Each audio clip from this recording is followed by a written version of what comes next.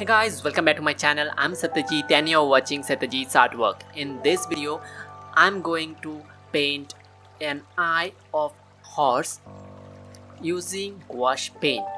So if you were just following my channel for quite some time, then you might be knowing that I have also done a full portrait of horse using acrylics, and that video is actually doing quite well because you like that video and some of you might have shared that video, and the YouTube is kind of like suggesting this video, and it is gaining some views. So I just thought of making another video where I can just focus on a particular eye of horse. Now if you were just curious about the kind of brand that I used for my gouache painting in this particular video and the kind of paper that I use, then you will be getting to know about those things in the description. I'll be linking them up, so don't worry. So before proceeding further guys, I'd like to urge one request to you guys, is that if you feel like that I'm putting some quality amount of time in making this particular videos, then please subscribe to my channel and also leave a comment that will appreciate my efforts and will also encourage me for doing good works in future as well. So with saying that, I'd like to come to the point where you can see that at this stage what I'm doing basically is like that I'm trying to put certain amount of values on the paper, and it is not about the exactness of the colors at this stage.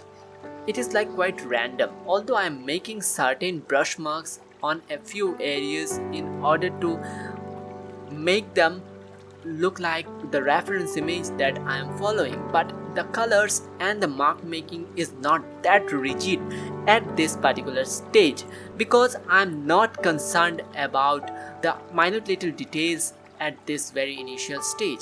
It is just like the building process for my whole painting.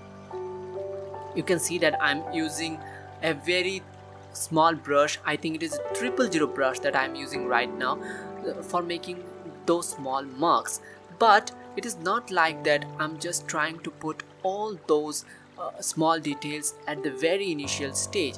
It is like just that I'm trying to capture the gaze of that particular look that I'm trying to achieve on my work.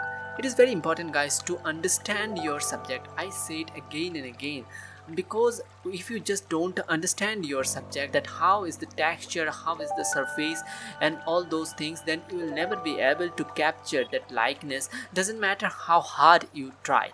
So understanding your subject is very important, and at this stage you can see that I'm just putting certain brush marks in a specific direction. And another important thing is that you can see I'm putting a very consistent layer of paint where I'm just using lighter values of color, and then I'm just going with darker values over it so that the lighter values will be shown in between them. So that is the most important part in this particular phase, that you should be considering. That doesn't matter it is a opaque medium, but it is always better to go with the lighter values at first and then just letting the darker values, so that the lighter values will create a transparent shine through those darker values, and it will actually create more interest in your subject.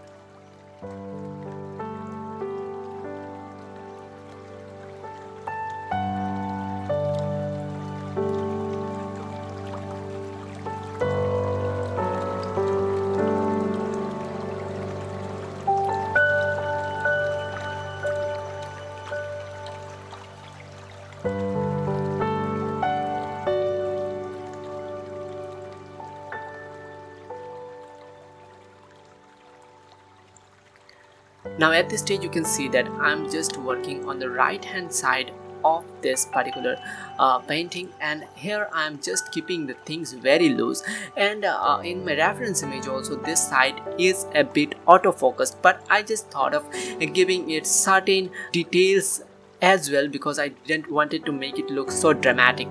So that is the important fact that you need to consider while working from reference images, that is like photographs, that you should not be blindly following the photographs. You have got all the liberties, all the artistic liberties to be precise, in order to make changes on certain areas. So now I have zoomed in to the pupil of this particular eye, and it is actually the center of focus in our painting. So what I am doing right now is that I am trying to be more precise with my colors. Earlier I just dabbed in some colors on a few areas in order to make that area look covered, but now what I am doing is I'm just trying to make all those colors come together and to create a transitional effect so that they look as a clump, and they should not be looking like that they are separated. They should be looking like siblings, so that they are just staying happily together. So that is the important thing that you learn from nature. In nature, if you just look precisely, you won't find anything that is falling apart. Everything is clumped so well that they just stays together and create a cohesion that actually makes them look that believable and realistic. And that is the thing that you can learn from the nature. If you just want to work quite realistic, and if you just want to practice realism, then you have to be a very good observer of the nature. You need to understand how the nature works and how the color looks and acts on different phases. It is not about only putting up what you are seeing. It is more about understanding the thing and just getting behind the scene and working it out. At this stage, you can see that I'm just putting up certain purple values and a bit of blue on certain areas, which is obvious because it is going to be reflected on the shiny part of the people, and these colors are very important. If you just feel too much scared of using them, then in that case you won't be able to create that shiny look on the eyes, doesn't matter how hard you try. So you can see that at this stage I have just accumulated the colors all together, and I'm putting a reddish tone in order to make the colors look a bit more exotic, and I'm just trying to put more emphasis on certain areas. So you can see that I'm just working on some highlighted areas, and I'm trying to fill those dots between the different colors.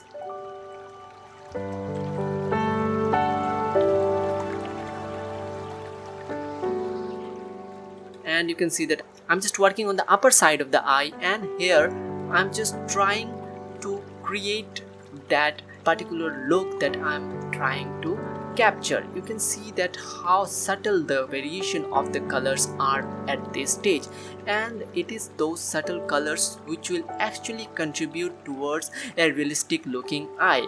It is not like that impressionistic works that we will look in the great paintings of like Claude Monet or some other greats. It is not like that. It is not that very impressionistic in nature, and we are not going to work on a very large scale. So we need to be very precise about the brush strokes and the variation of the colors. So this consists a very significant amount of importance when it comes to creating realistic paintings.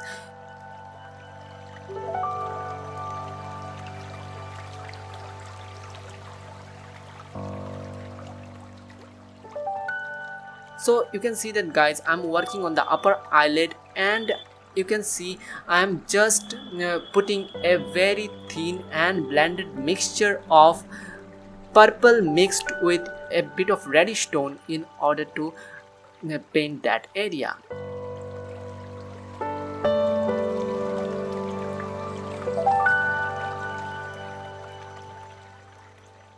Now I'm just putting a very thin and a consistent wash of Cambogia yellow in order to paint certain areas on the lower eyelid. At this stage, this eye is looking quite believable because you can see that all those things are coming together. Earlier it was looking like that the colors were just put up on certain areas, but now they're just creating a bond with the subsequent colors put together.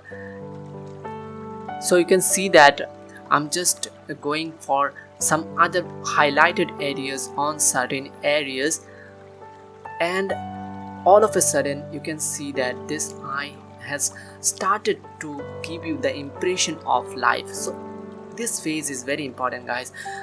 it is not about only making it look realistic, but also to seek whether it is consisting of life. You as a viewer may consider or might not consider all those small little details, but the thing that will intrigue you is surely that impression of life in a particular subject. When I'm painting that eye, and so I thought and I proclaimed in a manner that I should be creating this particular subject in a way that the person who is looking at this piece should be able to connect through the eye and should submerge himself into the eye. If that is not possible, then I think it doesn't make any sense on creating a piece of work that is actually containing so much details. So that is what we try to create. That is more about your intuitions, and it is not something that is very technical. So if you are just putting the things on right places and on right amount, that is very important, guys. You have to put the things on right places and on right amount in order to make the things look realistic.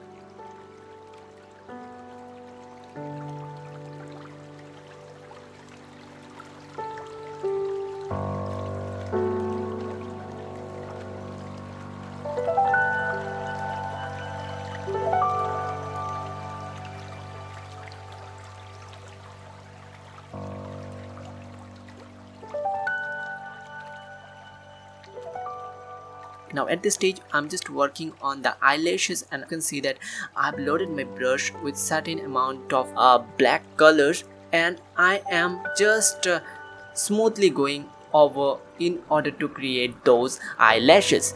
So you can see that, guys, I'm just now fine-tuning certain values here and there.